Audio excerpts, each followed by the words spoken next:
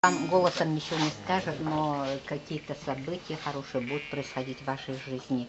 Ага, и может присниться. Такие вот точно камни находили в Римляне. И кто находил его, он становился свидетелем, проходил Миша, жена беременна, и я так... Она все время... Вот все вот римляне, которые находились, они, когда находились, все время